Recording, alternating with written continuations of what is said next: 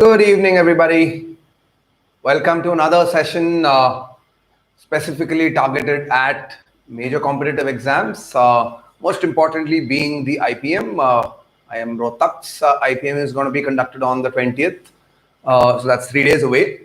And so I thought today was a good day, good opportunity for us to quickly get a primer on how to write more impactful essays, right? How to create a WAT which really impresses the panel and improves your chances of getting into IIM Rohtak, right? Obviously, while IIM Rohtak is immediately around the corner, this session is also relevant for a host of exams, host of colleges which do use the WAT section, which means that it's going to be relevant for Symbiosis. It's also going to be relevant for IIM Indore and many other exams that you will be taking, right? All of these exams, any exam that has an essay component in it, or maybe instead of an essay, there is a GD component in it.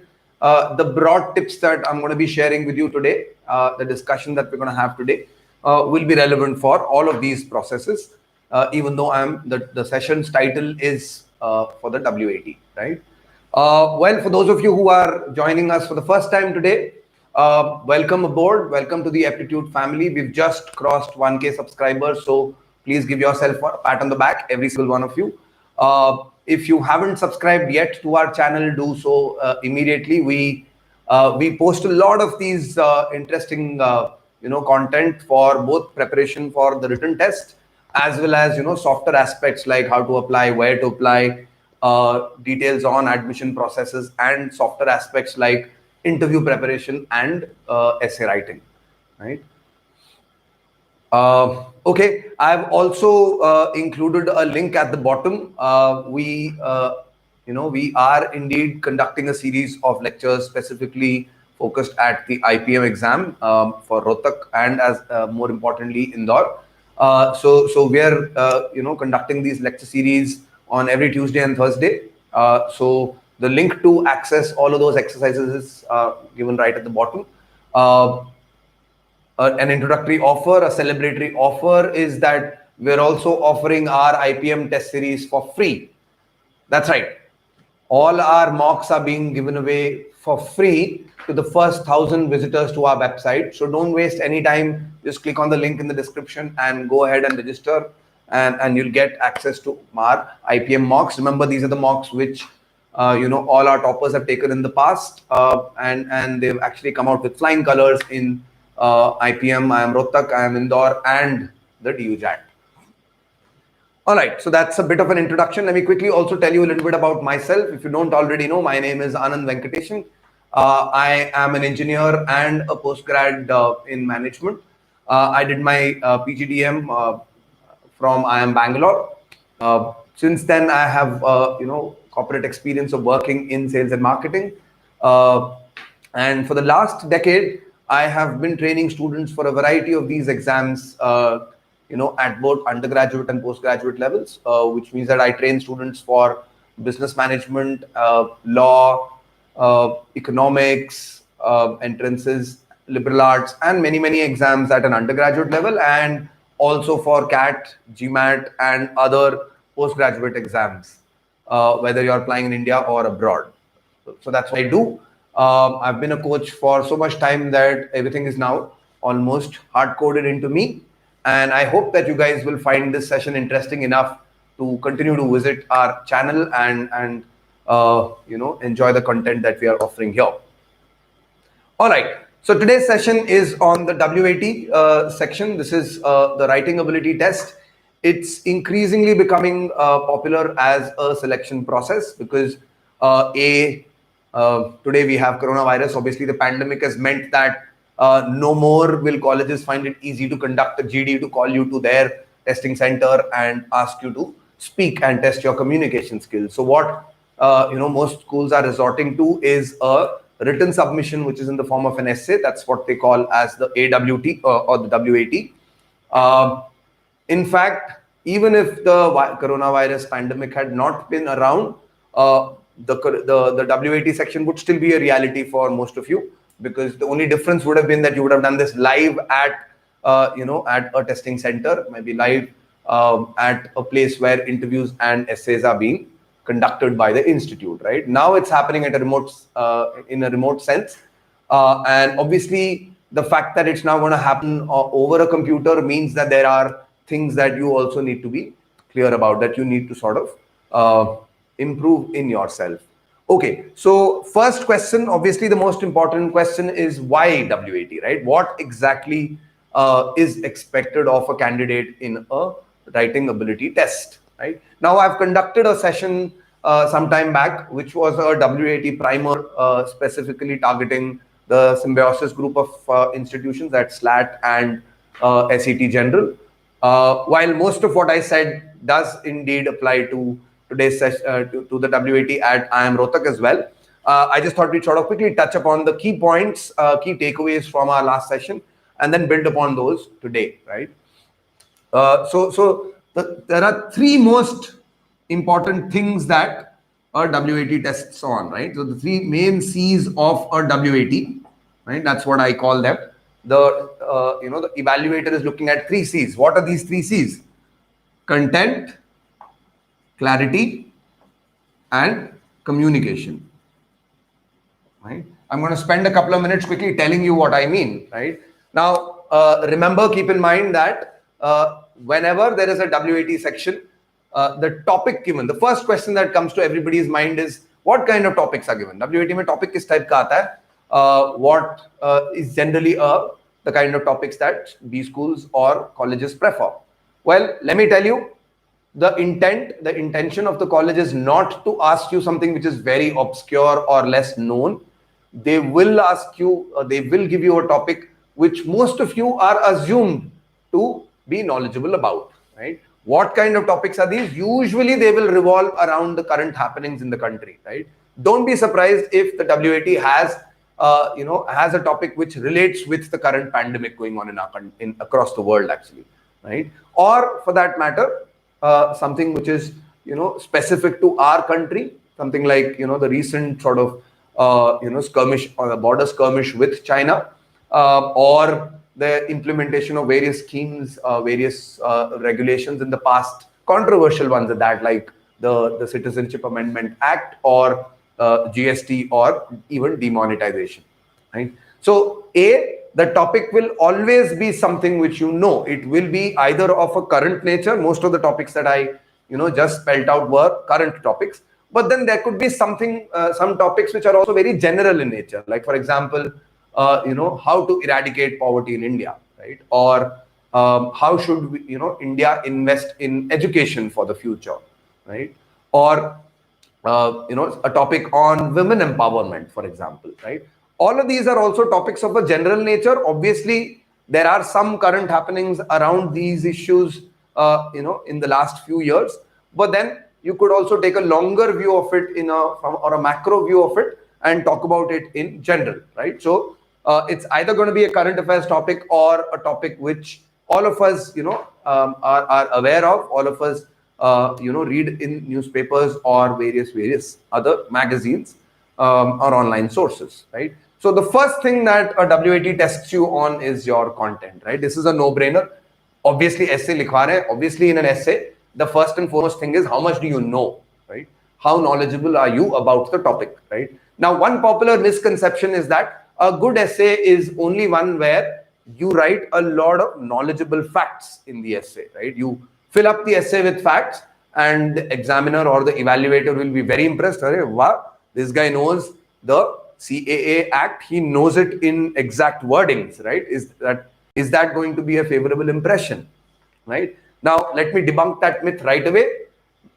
Obviously, knowing your facts about the particular topic obviously holds you in good stead, but that's not what the examiner wants, right? When he talks about content, he asks you to analyze the entire topic, right? So do you understand the topic, and can you include strong, relevant points in the essay, right?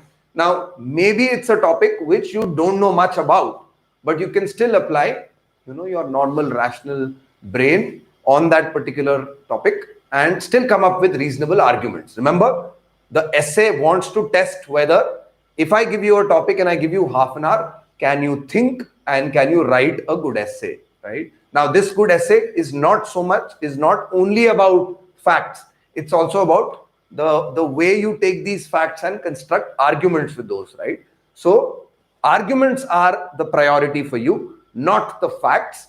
I don't mean to say, by the way, don't misquote me here. I don't mean to say don't collect facts or don't portray facts in your essay, but the larger point here is that when you know some facts, make sure that you utilize those facts to make out a strong case, or take a strong stance in your essay, right?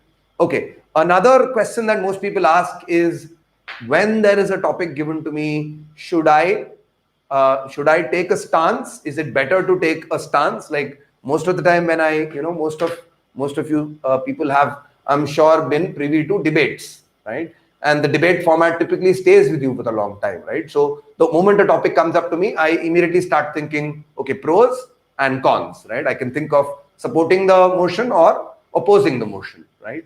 So whenever that kind of a scenario happens, the first question that comes to mind is, should I speak always pro, or should the entire essay be against, or should I take a balanced view? Should I say, okay, there are some pros and there are some cons, but this is the overall sort of perspective I have?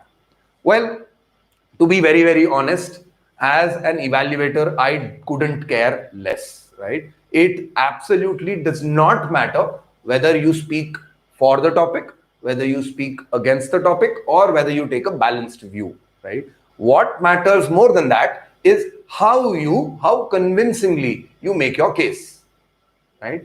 I guess what I'm trying to tell you is that when you get a topic, try and collect your thoughts first and foremost, right? Make sure that you take notes and write down the main 4, 5, 6 arguments, or 4, 5, 6 points that you know, that you're aware of.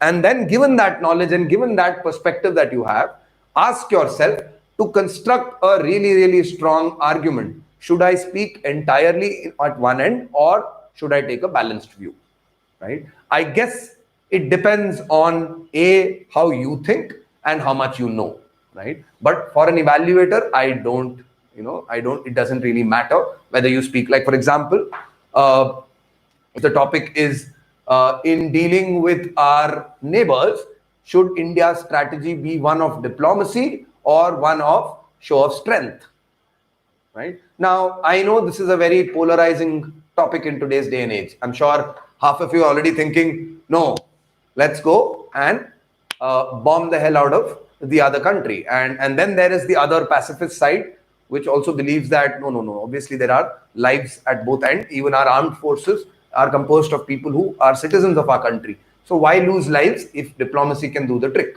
right? Now, on such a topic, what should my stance be, right? I guess that depends on what your perspective is, right? As somebody who's evaluating the essay, I could give very, very good marks at the same time, to a person who's written that we should go for diplomacy, just change the way we practice diplomacy currently and modify it, right? Given the current geopolitical scenario. That's one way of approaching the essay. The other way, which is equally rewarding, is to say, no, I think diplomacy has reached its end point. I don't think we're achieving any more out of diplomacy. I think India and developing nations should now invest in securing our borders, and that can only happen by beefing up the capabilities of our armed forces, whether it be, the army, the navy, or our air force, right? So again, without getting too detailed into this topic, I mean into any topic for that matter, I think the broad point I'm trying to say is that have a stance. It does not matter what your stance is, but when you begin writing the essay, you must always know your stance, right? Do not write and then decide what your stance is going to be. Before you start writing, you must have a very, very clear idea of what your stance is going to be, right? Okay, so those are my 2 bits on content. Moving on to the next C, right? The second thing that a WAT will always test you on is clarity, right? Now, what do I mean by clarity, right? When I say clarity, I mean that as a reader, are you communicating your stance and the reason why that stance holds correct. Are you communicating that to me? Like, for example, if you're talking about the fact that India needs to follow diplomacy, they take the diplomatic course, right? You need to give me at least 2 or 3 very, very strong, compelling reasons for why diplomacy will work. Maybe, you could take many, many approaches to it. Obviously, maybe one thing you could do is use past examples of how diplomacy actually worked out for either India or for any other nation, right? That's one way, one approach of taking it. Or instead of considering any examples, instead of taking the help of examples, what you could also do is that you could build arguments which state that what is the objective of diplomacy and is that objective met in the present scenario or not, and how it can evolve to become a more potent force for the future, right? The point again that it all comes down to is, once you know your stance, make sure that this already sort of clarity already links with what I like to call the structure, right? Clarity has very, very deep linkages to the structure, right? When you write an essay, make sure clarity also includes, make sure that you have a very, very nice structure in the essay, right? Which means that what is the easiest structure to follow? The intro, body, conclusion, right? The intro, body, conclusion is the simplest structure you can follow. You must start with an introduction of the topic, maybe even introduce your stance on it, right? Like, for example, in this case, I could say today's day and age, I think it's more than ever important for us to talk about, how countries deal with their counterparts across the border, right? In the present conflict happening at, Galwan Valley, I think this topic is more than relevant, right? But then what is your stance? If you actually spell out your stance right at the top, it makes for excellent reading, right? Most of the times, imagine the editorial page or the opinion page in good newspapers that you read. Most of the times, the first paragraph actually tells you what the rest of the essay is going to argue. It spells out the stance of the author, right? It's either in the topic or in the first paragraph where the author spells out his stance. So make sure that your structure has clarity, right? That you spell it out right at the beginning. And then in the body of your essay, you need to make very, very compelling arguments, strong arguments that support your stance, right? Now, remember, this is where most people falter, right? It's not merely enough to make points. You must explore those points. When I say clarity, I also mean, are you thinking well enough? Are you thinking hard enough or not? Right? Are you going deeper into it, right? Deeper into the topic. And when after the first 10-15 minutes, I am going to give you a topic and we will discuss it, right? And I am going to follow the exact same approach of, first, let's explore, let's try and build towards arguments, and then put it into a structure and finally write the essay, right? So make sure that you follow that process. But when you're when you're writing your essay, that you follow a nice, neat structure where things follow from the starting of your essay all the way till the end. And the body of your essay should ideally include at least 2 arguments, 2 strong arguments, right? That's of utmost importance, right? And finally, the other thing that most people miss out, right? And I'm giving you an insight tip on this. Most people, when I say most people, I mean at least 7 out of 10 essays, right, are incomplete, right? It so happens that even if I give you half an hour to write an essay, there's a very, very high chance. And remember, I am quoting now from our experience with coaching, with training people for the IIMs, people writing essays at a postgraduate level, right? And even at that, you would think that having studied schooling, having done schooling, and having studied, at college, that people are more skilled and more capable of writing complete essays. So it should come as a surprise, but most essays end up being incomplete, and that's the, as an evaluator, that's probably the biggest thing which can put me off, right? Is that I read an essay which sort of impresses me, or maybe it does impact, create impact. But the moment I reach the end and there is an incomplete sense in the end, or the essay misses a conclusion, a strong conclusion right at the end, I'm going to feel a little let down, right? So make sure that you complete your essay. It doesn't matter if you don't include too many arguments, but make sure that you follow the structure and complete the essay right at the end. Okay, and the final C, again, something which most people, have doubts, have questions about, is about communication, right? Since I'm asking you to write an essay in English, the expectation is that there must be quotations, there must be flowery language. It should read like somebody who's very, very proficient at English is writing the essay. Absolutely not. The intent of making you write an essay is not to see how well, how beautifully, poetically you write. I am not here to test, in fact, the college is not here to test how well you write. It's more about how well you communicate, right? So the simpler, the better, right? In fact, most of the times the sort of guiding principle here is you must make simple, write in simple English, but guard against, and this is something that is very, very relevant to each of you. I hope you guys understand the difference between spoken English and written English, right? Because most of the times the way we speak with our friends, with our colleagues, with our parents, with our teaching staff, most of the time the way you speak is very, very different from the way you write, right? And as evidence, I would ask you to go read editorials, and you will immediately see that a lot of those expressions that you use when you speak, you do not put down on paper, right? Even right now, the way I'm talking to you, if I were to write an essay on how to write a good WAT, I'm going to write and phrase it differently, precisely because the way you write must be different from the way you speak, right? So keep that in mind. But still, try to use simple words. Try to keep your sentences short and crisp. Try to have sentence structures which are simple. Don't make sentences which run in 5, 6, 7 lines, because that will obviously confuse the reader, right? So those are the 3 C's that I want you guys to focus on when you're writing an essay, right? And above all, have a good structure. Now, let's come back to the first C here, right? How do you generate content ideas? How do you generate points when a topic is presented to you, right? Now, I know most of you must have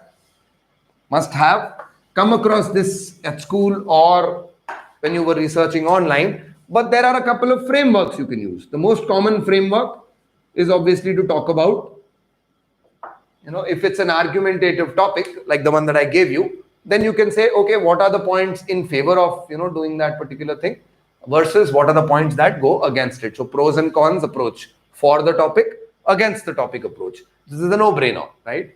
But this might not always do the trick, right? So don't stop at thinking about pros and cons. Go a little deeper, right? My personal favorite is actually something called the pestle analysis, right? I think this is a great tool which forces you to think and explore the topic in a lot of detail, right? What is the pestle analysis?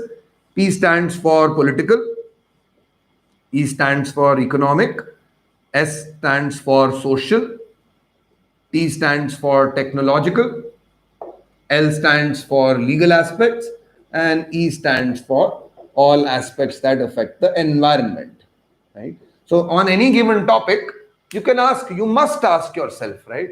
How does the current political structure impact the particular topic? How does it affect politics in our country, right? What about economics? How does it affect, the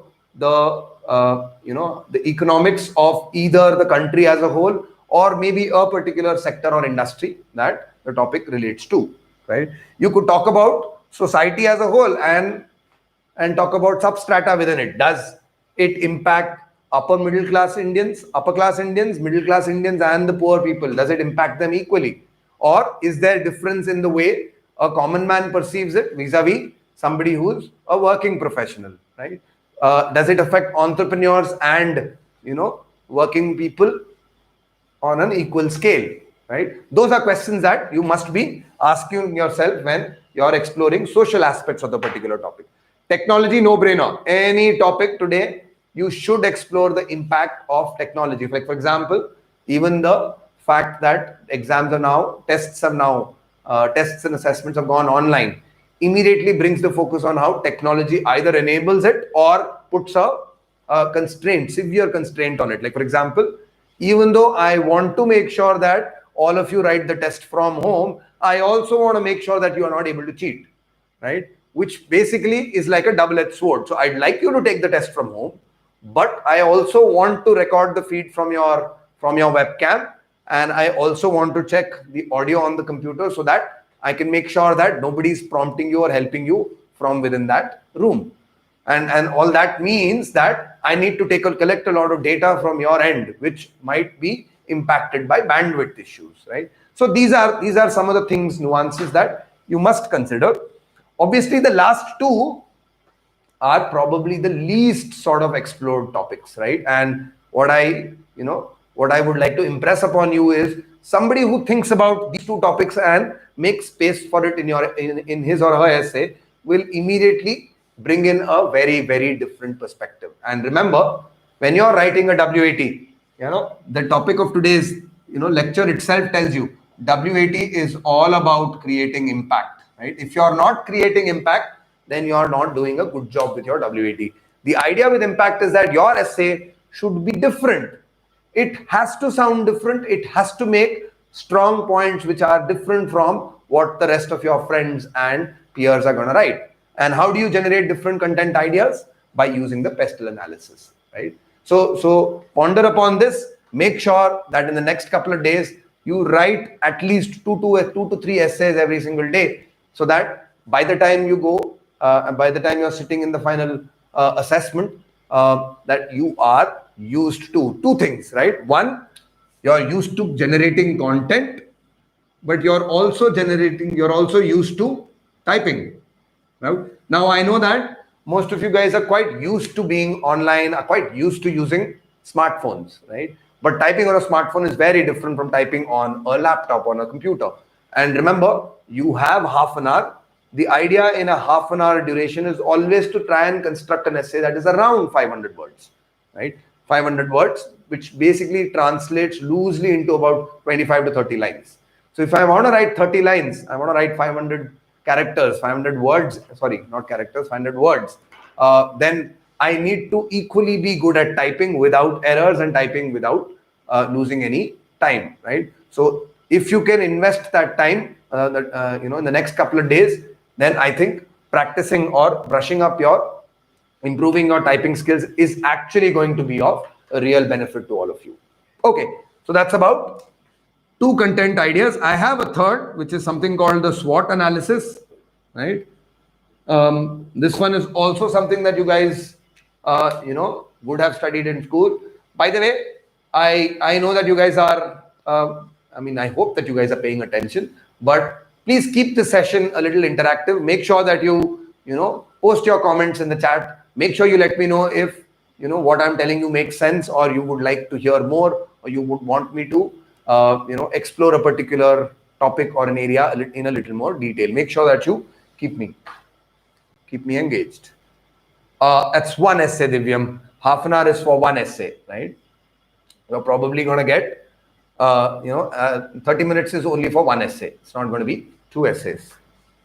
No, in fact, no evaluation will ever ask you to write two assessments. It's going to be a waste of their time and yours. So one essay in 30 minutes. Okay. So what is the SWOT analysis? S stands for strengths. W stands for weaknesses. O stands for opportunities. And T stands for threats. Right? Now, this is not a very, very commonly used framework. And the reason is quite simple. The SWOT analysis is a method that is used usually by the corporate world. It's usually used in a business context, right? Whenever I'm trying to make a particular business decision, I can evaluate such business decision by asking myself, what are the strengths I have which might predispose me favorable to make this kind of a decision? What are my weaknesses? Okay, do I have, in the present context, maybe India has a great opportunity, right, in creating an IT infrastructure within our nation. I'm sure you guys have all read up about, Jio and the kind of monies that have been flowing in from Google. So there's a great opportunity that India has today, or at least the corporate world at least has, in terms of strengthening our IT capabilities, right? But whether that fructifies in the future or not, obviously depend on the manner in which we proceed, right? But equally, there is a big threat, right? I mean, if indeed we snub our neighbor, and maybe we snub one of the major competitors coming from in that particular domain, maybe there will be a backlash from the other end, right? So that could be in the form of a threat as I perceive it. Good evening to everybody who's just joined us now. देखो Kamal, I don't know what you mean. Symbiosis का WAT हो या whether it's about the IPM Rohtak, WAT is a WAT. So all of what I'm saying applies equally to Symbi and to IIM Indore or IIM Rohtak, right? So make sure that you use these, equally relevant for any institute. Yeah. Okay. Just give me 1 second, guys. I'm trying to pull this up. Right. Okay. So where was I? So these are the three structures I would propose. These are the three ways that I would ask you to generate content ideas, right? And you don't need to do all of it, but the idea is always to, as I said, my favorite analysis is to use the pestle. So my suggestion to you will be, koi bhi topic aaya, make sure that you ask yourself how various sort of fields, various sectors, various aspects of public life are impacted by the topic that is mooted to us, right? So make sure that you do that. Mohit, I'm going to come back to you in a while. Let me quickly focus on the first topic. Okay, so I don't want to be all gas, all air, just talking you and giving you general gyan. So let's give it a little bit of context, right? Let me give you a topic and let's see how we can possibly approach this topic, right? Now, here's the condition, right? I'm going to give you the topic, and for the first 5 minutes, I'm not going to speak much. I'm going to only read out whatever comments you guys have. Please make it more interactive by exploring or thinking about it from the perspectives that I took and making some relevant points that we can then build up and draft an essay. Obviously, I can't write an essay right now, but we can at least discuss the basic skeleton of this essay, right? Are we good with that? I hope you guys will do me this favor. Okay, so the topic that I have for you is, should the government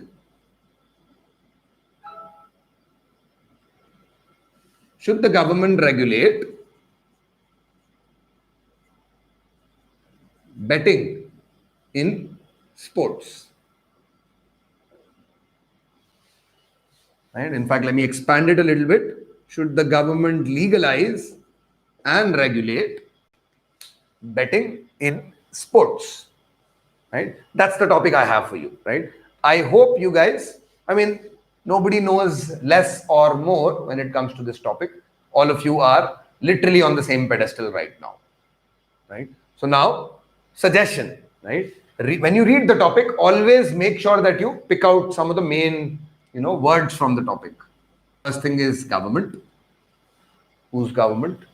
Is he talking about India? Is it talking about across the world? Is it talking in a general sense? Are we talking about a hypothetical country and us answering this in a hypothetical sense, right?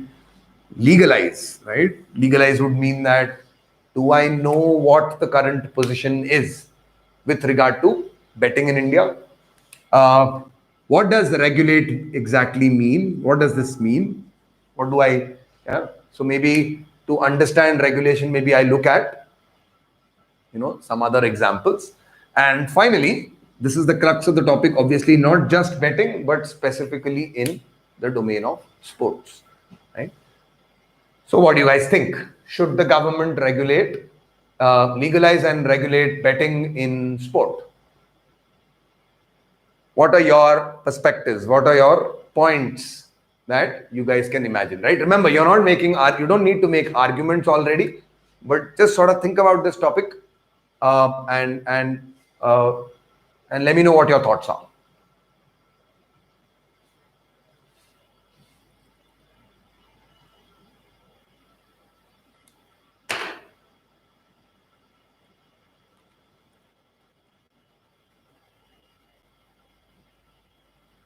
What do you mean no?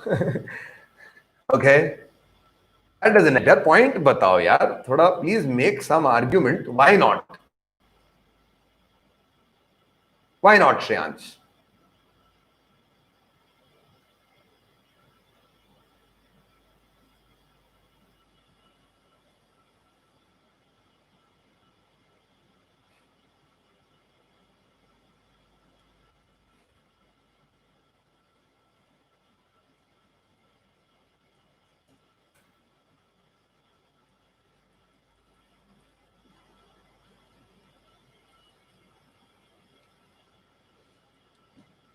Don't say yes and don't say no. Say a little more, guys. I'm going to give you 2 minutes to first think about this, right? Take a deep breath. Imagine. Think. Delve deeper. And see various aspects. Pros, cons, pestle analysis, SWOT. Right? I've given you three frameworks. Try to apply it. Wow. Okay. Awesome. Awesome. You guys are all coming up with some ideas, right? I'm going to discuss them. I'm going to discuss this in 1 minute. Please put in all your thoughts at one go.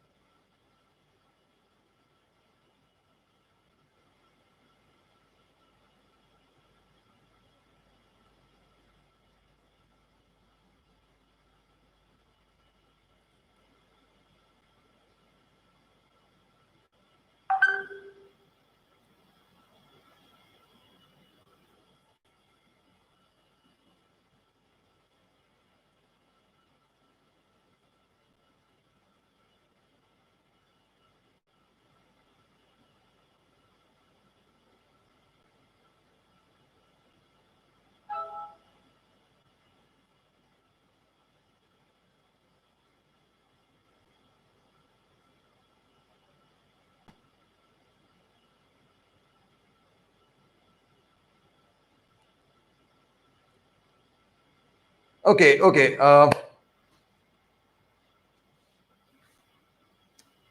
First of all, disclaimer, I'm sorry, Divyam, was it? Yeah, Divyam and Mohit brought this point up. Indeed, you're right.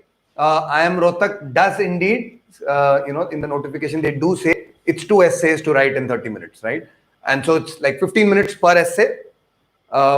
Ideally, that's the way that you'll split it. Hope that clarifies. Okay, some perspectives. Kunal says, match fixing is a direct consequence of betting. And this will ruin people's belief in sports. Very, very true, man. I hear you. I feel you, actually. Siddhant says, betting should not be legalized because it's a vice and it's immoral. Okay. He's trying to get a emotional perspective on this. Okay. Emotional/moral perspective on this. I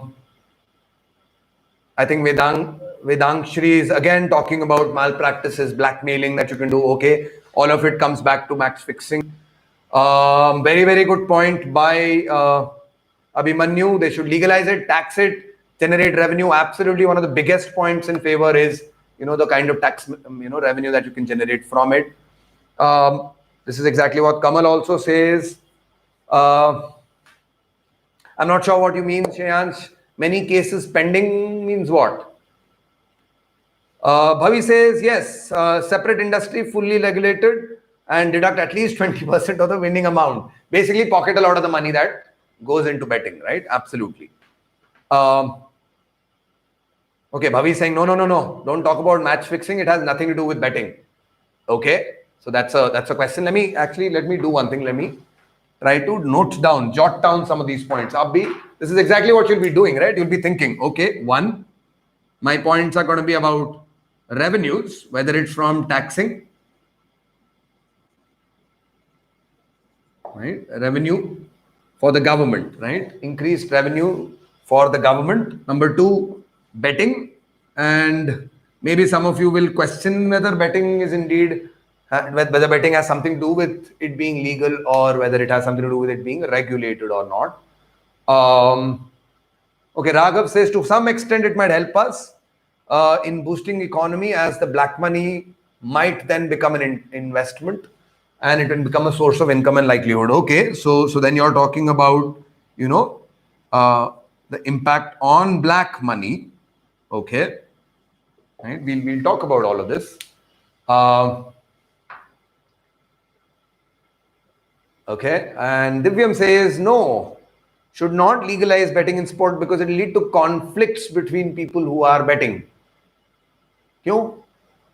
Matlab, if you go and bet with somebody, then are you going to fight with him if you don't win the bet? Then maybe that's not so strong a point, Divyam. But he's following up with saying, moreover, the person who loses, it might impact his mind and then might lead to either psychological issues or lead to a life of crime. Okay, so sure. So at a personal level, it might actually lead to psychological damage, right? You could, in fact, the idea is generally say that people might be addicted to drugs. Just like people are addicted to drugs, you might get addicted to gambling, right? And if you know, the way it's portrayed in popular fiction, whether it's movies or books, there is a fair sort of linkage to if you indulge in betting, then there is a good chance you can become addicted to it, right? Especially if you start winning, right? And that might just lead you down the rabbit hole, right? So fair enough. Okay, Agrim brings in a very, very relevant fact here, right? He's saying, since we're talking about government, maybe if it's India, then what is currently legal is only betting on horses, basically horse racing, and lotteries.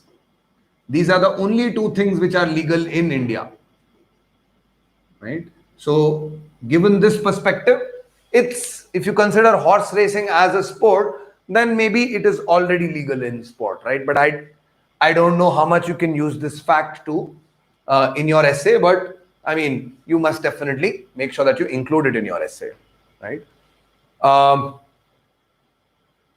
If viewership, Vedangshi says, if viewership declines because of match fixing and the negative consequence of attempts to win the bet, people lose confidence. Yes, that's right. So betting, I think, inherently leads to, you know, affects the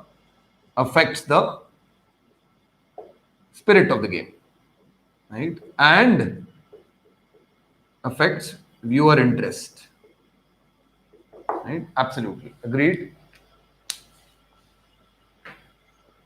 Okay, Pavi is making more of a point on how, you know, the government should collect revenues, right? Remember, यहाँ पे question में कहीं बोला कि how should they legalize it? How should they make money out of it? No. So since it doesn't ask me for so much detail, maybe, you know, you restrict yourself to what is the impact of legalizing it and what is the impact of then not legalizing it, right? So okay, I think these are some decent enough points that you guys are proposing, right? And I think it's a good starting point for us for today's session too, right? Let me see if there are any more points. No. So more often than not. Now here's the thing, right? If you imagine betting, do you think talking about revenues will suffice? Is it really going to stand out in your essay? Right? Remember, I think the first idea that 6 out of 10 people will have is that, okay, betting ko legal kar denge, then the government makes more money, because it's like, you know, sure, the government wants to ban tobacco. Most governments across the world want to ban tobacco, but unfortunately their hands are now tied because they get a lot of money from tobacco, right? A lot of excise duties, a lot of tax collection happens from, you know, tobacco products, right? And in fact, not just tobacco, a lot of industries, including the liquor industry and even the automobile industry. You could argue that it leads to, you know, air pollution and all of that. But the fact remains that the government, you know, continues to regulate it because it does earn a lot of money from these sectors, right? So sure, revenues is actually a very valid point, but you want to differentiate yourself, right? And so how do you The idea is to always think, how can I make a point which is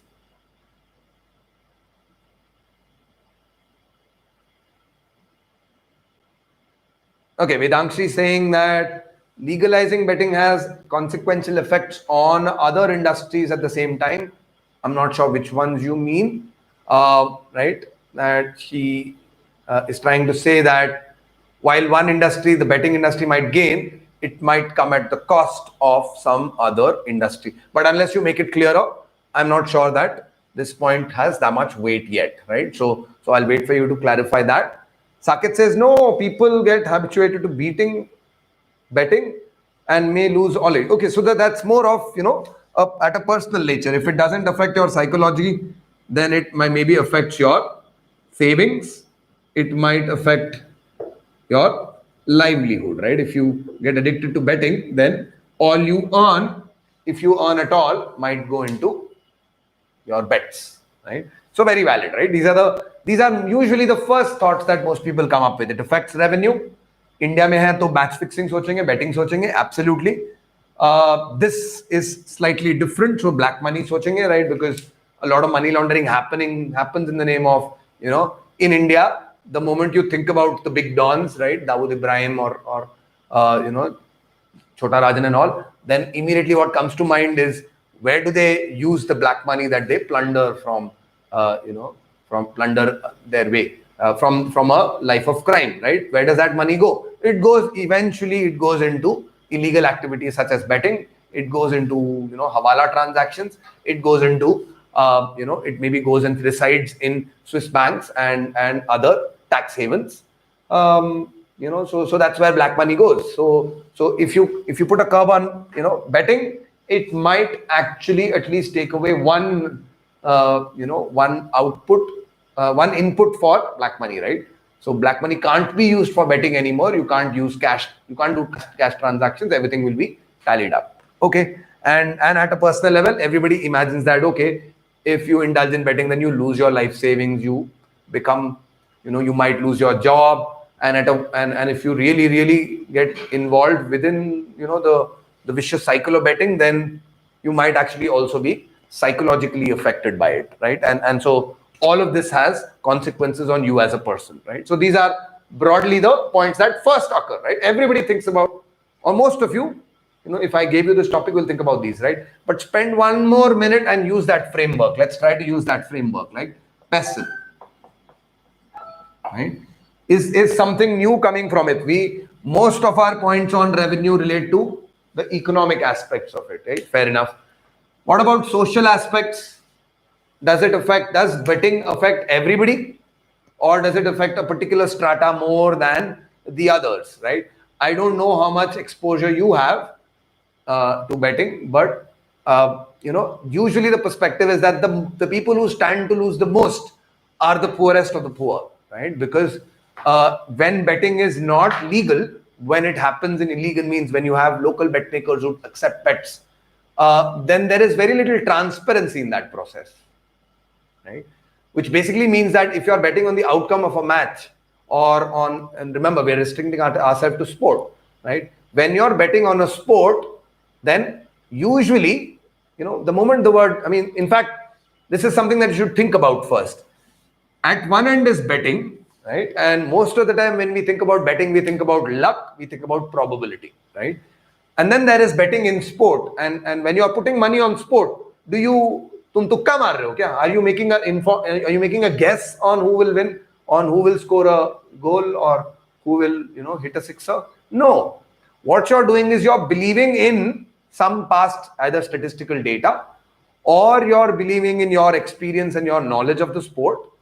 So most of the time, the belief, at least at an individual level, is that you're betting not by chance, not on luck, but you're rather betting on your experience, on the basis of your experience and knowledge, right? But when it comes to the common man, when betting is indeed illegal, right, then the person who's accepting the bet might actually not be transparent in his dealings, right? So at a very basic level, that means that the kind of bets that come up might actually favor him and not you, right? And this will affect the most, it will affect the common man, right? The common wage laborer who might invest all of his day's earnings into a particular bet, and that's whom it affects the most, right? So think about it from, you know, a societal perspective. Does it affect everybody or not? In fact, one more way of approaching this is to think, okay, does it affect the developed nations as much as it does affect developing nations, right? Like, for example, if you start to imagine, I don't know how many of you know this, but betting is indeed not legal in a lot of countries across the world, right? It is legal in a few countries. The United Kingdom is one of those where betting in sport is indeed legal. Even the United States of America doesn't have, you know, all states are not open to betting on sport. There are some notable exceptions, but then that's few in number. So the general consensus is that betting needs to be legalized even in developed nations, and also obviously in nations like ours, which are on the road to development, right? So is it equally an important point for developed and developing countries, right? Maybe there is a point to make on those.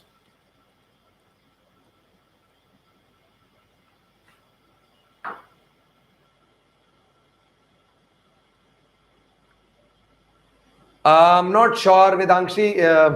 I don't know if there is a statistic like that in the first place, number one. And number two, I'm not sure that the government is going to say, since you lose money in betting, if betting is indeed illegal, then I'm not sure that people will even declare that they went bankrupt because of betting, right? So I'm not sure that the government can then step in, right? It's quite unlike giving farmer subsidies, where clearly the end user is affected more on, you know, environmental conditions, or, you know, it's an act of God that affects, you know, them rather than, you know, their efforts, right? So you know, I don't know if you can really make that point.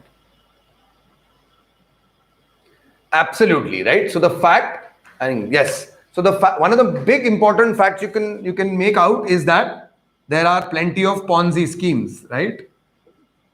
That when betting is illegal, then since, you know, what what happens with the poorest of poor, you know, user of betting, or in fact, let's say the class of people who are not so, let's say, for want of a better word, not educated, right? So if I'm somebody who doesn't know as much about, you know, betting, or I don't have enough knowledge, all I see, you know, is that I can put money on a particular outcome and win, then it's quite possible that agencies and people might come up with Ponzi schemes, can dupe people of their money, right? So that's something that can absolutely happen.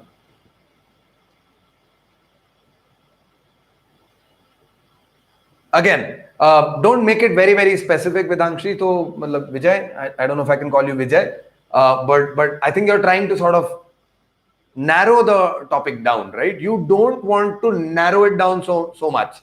Actually, what you want to do is take a broader macro perspective and relate and restrict yourself to this question, right? Should betting be legal, right? Should you regulate? Should you make it legal, and should you regulate it? I'm not sure whether, you know, the fact that some select group of people who place very large bets can actually influence the outcome, right? I'm not sure if that makes a case for regulating it or legalizing it, right? So think about it, right? Now, I think the most impact, that you can get from the pestle analysis is actually the T, right? Because if you think about it, none of our points so far has even accounted for how technology impacts betting, right? Now, let's run through this, right? We very briefly touched upon how, you know, developing nations like ours is affected by betting, right? A lot of, you know, I don't know about you, but every time I log into a social media platform, I get these ads on the site. I can see a lot of these ads on television, on you know, various websites which talk about, you know, playing poker online, playing betting on card games online, and obviously this is just the tip of the iceberg. There's the moment, you know, technology comes into play. What it does is it means that whereas without technology, there will be specific places where you can need to go and place bets. With technology coming into play, everybody who has a smartphone can bet. It doesn't take much money. Today, India is, has sort of with open arms, we've welcomed digital payments, right? So it's very, very easy to transfer money. It's very, very easy to place bets. And, an important point here, impact of technology, is that the person that you're betting it might not be even living in the same country as you, right? This has very, very important ramifications for us, right? If I'm placing a bet with a company which is based out of, I don't know, XYZ, right? Let's say Malaysia or Central Europe or even the Americas, right? The first question that comes up is, how will a government regulate another entity which, is based out of another country? Very, very valid question. How to regulate? It's well and fine to say we should regulate, but how do you regulate somebody who's sitting miles away, who's sitting in one tax haven and who's hiding behind, masked IPs, right? So very, very difficult to. So that's one very, very, very important impact of technology, right? Second, technology also means that, that artificial intelligence and machine learning can impact, what we understand as the betting industry. Why? So at one end, let me make points on both ends of the spectrum, right? At one end, what this means is that I can very smartly create algorithms which learn trends, the kind of trends that people are, kind of bets that people are making, and I could then try and influence them by offering different, outcomes, by varying the odds, right? So with technology, real-time manipulation can happen, right? Which would be unheard of, right? Without technology, because without technology, all the odds would be predetermined, and you would be able to put money only on particular outcomes with fixed odds, right? But with technology, that can all go for a toss because odds might change in real time, and the profile of bets might actually mean, right? It means two things. One, at a macro level, it means that AI can mean that the odds will change. But at a personal level, at a micro level, it means that AI will understand my bets a lot better and might throw games at me where I'm designed to lose, right? That's also entirely possible. It's like, targeted advertisements on social media platforms, right? Once social media knows that your purchase habits includes you buying these kind of books or this kind of apparel, then immediately they can flood you with more goods of the similar kind, right? And that's also something which can happen in the domain of betting, right? At the other end is also that, given that it's all technology based, government also has a much easier way of regulating it, right? That's the other end of the spectrum, right? Now, all of us might imagine that when Aadhaar wasn't implemented properly, when GST wasn't executed properly, how will the government regulate betting? And in fact, how will the government regulate technology, right? But the fact still stands that there is a big opportunity where, since it's finally a piece of code, since it's finally a piece of architecture, albeit of a software nature, it can indeed be monitored, right? And if indeed there is enough thought put at the start, when this industry is regulated, then you could also have greater degree of control, right? It's like, let me give you a parallel. It's like the way that the government today regulates airline prices, right? Obviously, all of us know that the moment Diwali comes, the price of the normal, what was a normal fare of, 7,000, 8,000 rupees suddenly becomes 5 times, 7 times, 10 times that much, right? And this is purely on account of, this is like, what we understand, Uber and Ola users will understand as surge pricing, correct?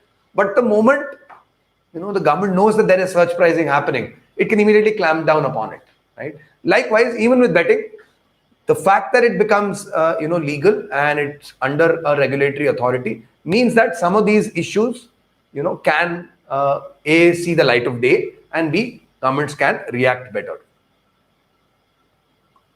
Yeah, absolutely. So given, our discussion, it seems quite, obvious, safe to take a neutral stance, is to say, okay, there are positives, there are negatives. You can do that. If I were in your shoes, I would actually take a, a one-sided stance. I would actually go for, let's make betting legal, right? I mean, I don't mean that I'm going to make it legal tomorrow, right? But I, will also try and evaluate pros and cons and say, okay, bhari kidhar hai, right? Which side is heavier, right? So if internally I feel more convinced with arguments favoring regulation, then I'll go with that, right? I can very easily construct an argument that, like for example, I can mix all of these points and construct a very compelling argument in favor of betting. Like for example, I would say, worldwide betting is already rampant. It's the only thing is that it's already happening under the table. It's happening under the wraps. So it's an industry which entirely exists below the government's radar, right? So by legalizing it, you're not approving it. All you're doing is you're bringing it above board, right? So there is actually a moral stance that the government can take, whereby what is hidden away never gets scrutinized, but what comes under the purview of law immediately attaches, there's a lot of scrutiny attached to it, right? So first reason, the moment you make it legal, we can scrutinize it in greater detail. Immediately links to betting, because betting and in fact money laundering and black money, because without betting being legal, when betting is not legal, how will people make bets? These bets will usually be cash or informal money transfers, right? I paid somebody, and I paid my friend 1,000 rupees. That's the way that it would be portrayed to the government. But the moment betting becomes legal, there will be nodal authorities which will be considered legal enough to make bets, right? And the fact that there are legal and like as a consumer, right? If I'm somebody who makes bets and I'm given a choice, you either go and bet at ABC company, which is allowed by the government to indulge in betting, or I can go to this local guy broker who accepts bets, right? Then immediately I'll know that I probably will trust the government a little more, because at least they will make sure that this guy is not a cheat, right? So automatically the amount of money that goes into illegal betting will reduce, right? So that's the first point. Number two, what that also means is that a lot of my money will then get, come into, will go from being black to white. And the moment money can be traced, that's one of the, arguments in favor of demonetization, in fact, in GST, is that the moment you tax it, you know where it's going, right? And the moment you know where it's going, you can ensure that it's not used for illegal purposes, right? So same thing with betting. The moment I'm able to track, how much money was, put into betting, how much money did the betting conglomerate disperse, right? I can also see, is some of this money used to influence the outcome of sporting events, right? Is some of that money going into paying cricketers, into paying off, match officials, and so on and so forth, right? So, I mean, I'm not saying it's perfect, but it's at least better than right now, where all you read about is that one stray arrest or that one, stray interview given out about by the nodal, sporting authorities on, okay, this is an example of betting, and from next year onwards, the IPL is going to be completely free of match fixing, right? And are we really to trust them, right? So that's one perspective. So legalizing it will reduce the amount of black money, right? And finally, legalizing also means that the government inherently is creating some infrastructure for betting, right? The moment there are companies, these companies will also come out with, it will become a little more professional. And then they might need offices, they might need people to man these companies, these offices. And so what was earlier informal work now becomes formal work. And the fact that there is technology involved in it means that the government will be able to track and regulate it a lot better than before, than when it's at least illegal. And this would mean that the industry of betting also becomes better. There will be better algorithms be written. It will provide for more jobs. And as a whole, the industry might actually flourish, right? So these are points in favor. Obviously, there are points against. What would points against be? Like if I was arguing betting should not be legal, how would I make my point? First and foremost, I'll say betting, I could take a moral ground, right? Somebody, I think Siddhant said that, right? Where he said that, okay, betting by its very nature is reliance on luck and not on hard work, right? And it's immoral to be, I mean, a lot of our, our elders and, our culture sort of impresses upon us that, playing card games, playing, putting money and playing games is not approved of, right? So there's a very, very teeny weeny point of models. But the larger point is that if I'm somebody who's betting, then it can really affect me personally, right? It can affect various aspects of my personal life. It can affect the money that I make, the savings that I make, and my livelihood. It can affect, it can make me addicted. Addiction is a real issue, guys, when it comes to betting. And so gambling and addiction go hand in hand. And finally, it might eventually lead to a case where I end up having psychological issues, and in some extreme cases might also lead to suicides, right? So at a very nascent micro level, betting is bad for population as a whole. I was reading somewhere that the number of people who have grave problems because of betting numbers in the millions across the world, right? So can you imagine tens of lakhs of people lead a poor quality of life only because they are addicted to betting, right? And if indeed that's the case, then with a population of 100 odd crores, we seem to be fertile ground for some of these, what I would call occupational disease, right? Because the moment betting becomes legal, the government is inherently allowing such things to happen in broad daylight. And what that could only mean is make betting more popular. And if indeed betting becomes more popular because it's legal, I mean, some of the adverse effects could be that the moment it becomes legal, more people would bet and more people would have problems as an outcome of it, right? So that's the second argument I can make. Obviously, I can argue by way of technology also, right? All attempts that you could have at legalizing it will be futile because finally it's the government which is legalizing it, and the process of regulation and legalizing is never a one-shot thing, right? Think about GST, think about demonetization. From start to end, implementation of regulation itself takes at least 2 to 3 years, if not more. And in that space, technology would mean that the pattern of betting or the way technology impacts betting on sports might evolve to an extent where your regulatory checks become irrelevant. So that's a bureaucracy at play. And at the other end, there's also an aspect of, so most of these companies are actually probably headquartered outside of India, right? So even if you regulate it in India, how do you regulate something which is online, right? Are you going to ban websites? Are you going to ban people transferring money online? How do you make sure that people don't bet across the shore, right? So a lot of these perspectives that you can use to argue against legalization also, right? Very, very valid issue. In fact, I know somebody talked about the spirit of the game, right? Now, here's the thing, right? I know a lot of people who are passionate about sport. Passion for sport usually tends to exist in large numbers. It exists in cohorts, right? Which means that maybe me and my entire family and network of friends all support a particular team, or all support a particular club, or maybe a international country, right? Or maybe a few players, right? But the point is that it's very, very tenuous. This link is very, very tenuous. B, it's based on trust, right?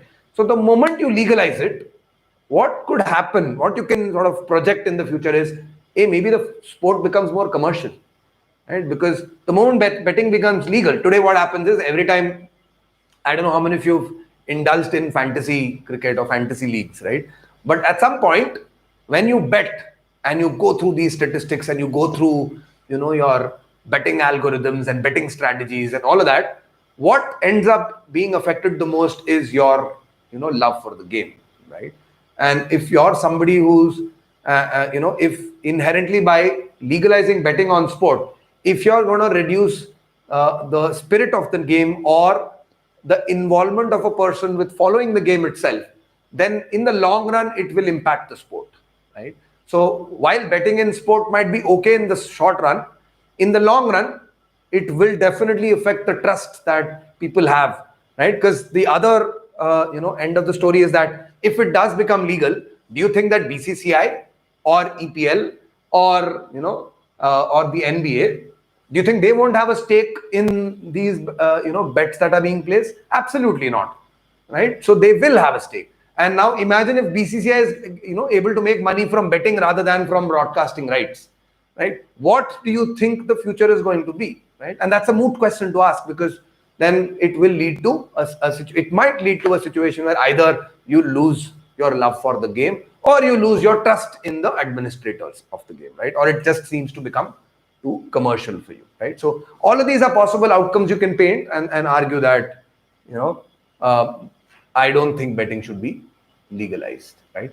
But the point still stands that given that you only, we've had almost a 40-minute discussion on this particular topic, right?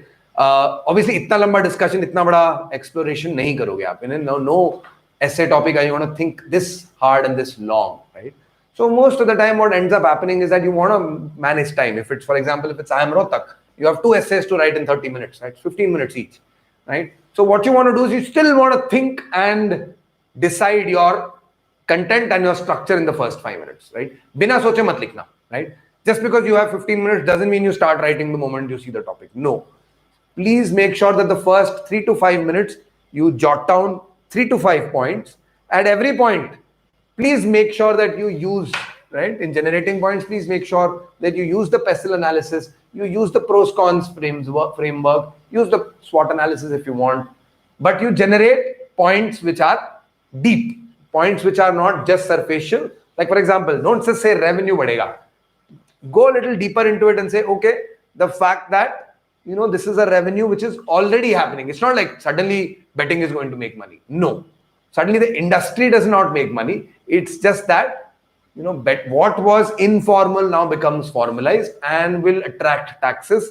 Even if it's avoided, there will be a win-win for the government, because there will be, even if it is minuscule, there will be an additional tax revenue that comes, right? So make sure that you make a point which is valid and which is critically, deeply analyzed for you, right? And the rest of the 10 minutes, make sure that you time yourself nicely, right? Because if it's 200, I think they've sort of mentioned that 250 words is a good sort of indication of how much you need to write. If it's 250 words, make sure that you write a conclusion in the end.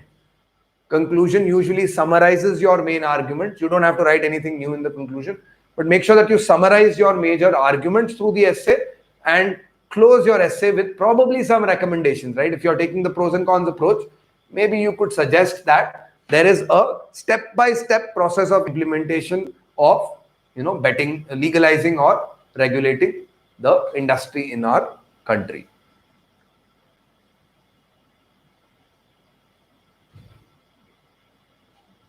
Absolutely, Vijay. If you can incorporate pestle, I think if you can just use the pestle analysis, what that will mean is that you will at least your points will all be different. They will sound different, they will sound unique, and they will also give you unique perspectives. I think when you're thinking up with these points, just having a slightly different perspective can actually be its worth in gold, right? So absolutely agree with you. The same actually holds true for even abstract topics, right? The topic that I gave you today was more of a general nature, right? But if I were to sort of give you an abstract topic, something like a stitch in time saves 9, right? If let's say this is the topic that I give you and ask you to write an essay on it, right? Now everybody's heard of the proverb, a stitch in time saves 9. What does it mean? It means that something to the tune of, if you act well in time, it might actually save you a lot of bother when the expected outcome eventually happens, right? So savdhani se der bali, right? But if I want to write an essay on a stitch in time saves 9, I still want to relate it to some important, interesting aspects, because again, the test, when it's an abstract topic, then usually the examiner is trying to test your creativity and your ability to adapt it to things that you see around you, right? So what would you then be talking about if it's, for example, a stitch in time saves 9? You could maybe talk about your life as a student, right? Where most of the time when exams come, we know that we have a first term, a second term, and a final term, right? Most of the time we end up studying just before exams, right? So one argument you can make is that studying just before the exam might help me clear the exam, but I will not gain the knowledge I intend to gain. I might not become good at the subject. I will only pass the exam, right? So a stitch in time saves 9, because finally, if I'm studying in college or if I'm studying in post graduation or whether it's in school, that's becoming job worthy is what my end objective is, right? Is to either gain the skills needed to survive in the corporate world or to start a business of my own, right? Both of which will be impacted if I don't do my studies properly, right? Somebody is suggesting we could probably talk about nature. Absolutely. I think it's very relevant to be talking about climate change, for example, right? So we might be heading towards an inflection point, a point of no return, right? If we don't act to curb greenhouse gases and reduce pollution across nations, then very, very soon the earth might undergo such changes which cannot be reversed, right? So a stitch in time is indeed worth its gold, right? Worth 9 later on. Okay, Kunal, I will address any other perspectives to this. A stitch in time saves 9. A stitch in time saves 9. I don't know if it's I am Rohtak. You can also imagine. You could take many perspectives. Education, for example, you could say, if the government wants the nation to grow, any developing nation should invest in its people, and here the relation here is that it should invest in people early, which means maybe more effort needs to go at primary and middle levels, primary and schooling levels rather, than our governments or successive governments intense focus on post graduation, right? Not so much on MBAs. We don't want to churn out MBAs all the time. Maybe we want to churn out more engineers, more people from a technology slash from the humanities and the arts, right? So impacting the importance of education rather than rote learning at a very early age might actually be something that our curriculum must include, right? So that's one way of thinking about it. It could also be related to finance, right? You could say, when you're making an investment, then it is important to make an investment early, right? For example, if there is an IPO which is coming up, then buying a share during an IPO is always better than buying it when it starts to trade well, right? So maybe it makes for more money.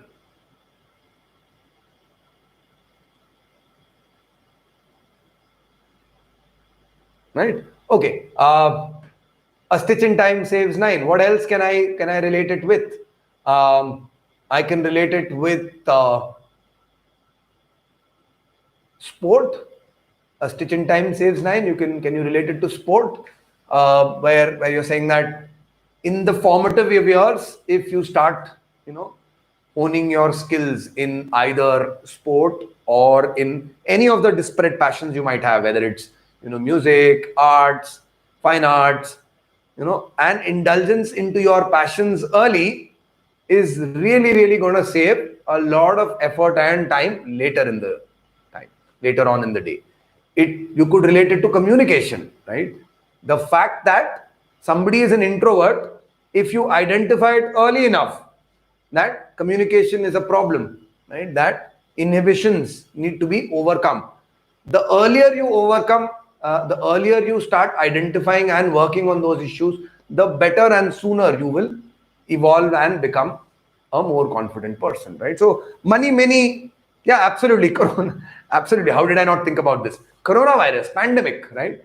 You act in time. If nations worldwide had acted in time and shut down international travel and implemented, not just lockdown, but also beefing up of the PPEs, beefing up of hospital infrastructure, and then the situation might not have been as bad as it currently is playing out, right? So absolutely. Okay. Well, Kunal is asking me something about the previous essay. He's saying, should we stick to a point of view and oppose the other, or just state the pros, then my point of view? Again, Kunal, I'm going to sound like a recorded tape on this. I don't really care, right? There is no recommended approach that this is the way you should write an essay, right? I wish there was a formula and I could say, do this, then do this, then do this. It doesn't work like that, right? Finally, an essay needs to be a little individualistic, right? So it should sound like you're passionate about it and you believe in the cause, right? So if you believe in the pros more than the cons, then you can probably take a structure which focuses more on the pros, and in your conclusion, you're maybe mentioning the cons and saying we should guard against these, right? But if you're somebody who believes that, I don't know, the pros and cons seem sort of similar, they seem to be equally important, and you don't know really, and you can't really choose between one side, then you can probably take a middle ground and you can say that, yes, I think this is a very topical issue, but there are, both sides to the story, so we need more information, and so here's what, here's the roadmap. First do A, B, C, D activities, and let's try and get a better understanding of the situation, and then this is the way I will evaluate the pros versus the cons, maybe a year down the line, right? So there are many ways in which you could structure it. Unfortunately, I'm not here to, speak in support of any one approach, right? I'd rather that you evaluate for yourself, which, where are your points more heavily tending towards. Okay. Well, I hope that you guys got some perspective today on how to approach the essay writing section, on how to approach the WAT section. I would have loved to continue this on further, but we are, I thought we would keep this, initially I thought that we'd keep this session for just an hour, but I already seem to have exceeded that time count. But I hope that it at least gives you an insight into how to approach the various steps, right? First 5 minutes to think, then the part of writing. Please keep your sentences simple. Avoid saying, colloquial things that you would normally speak, right? Make sure that you write as formally as you can. Don't use, short forms and slangs. And finally, make sure that you complete your essay, have a conclusion right at the end, and maybe include some recommendations to boot, right? So I hope that this session was useful to you. If you haven't already subscribed, I make one more, I implore you again to sort of hit the subscribe button right away. We have recently become 1,000-strong community. So make sure that you are part of this growing community of students. All right. Well, that's all I have. If there are any more questions, I would be glad to answer those. Otherwise, I'm going to bring this session to a close at this point. Do like, share, and subscribe. Do share this with anybody else you think might need some help with essay writing. I've tried to sort of keep a balanced view on various parameters that are important. Yeah. Thank you, Divyam. Your feedback is very well appreciated. Thanks, Vijay. I hope you liked. I hope you spread the word about our channel. Thanks, Kunal. Absolutely. Thanks a lot, guys. Thanks for all the love and affection. We will continue to sort of come out with more such content in the near future. In the meanwhile, do post your comments. Do let us know in the comments what else I could have done, any feedback, anything that I could have done differently. Make sure that you let us know right here on the comments. If you haven't liked this video yet, make sure that you hit the like button.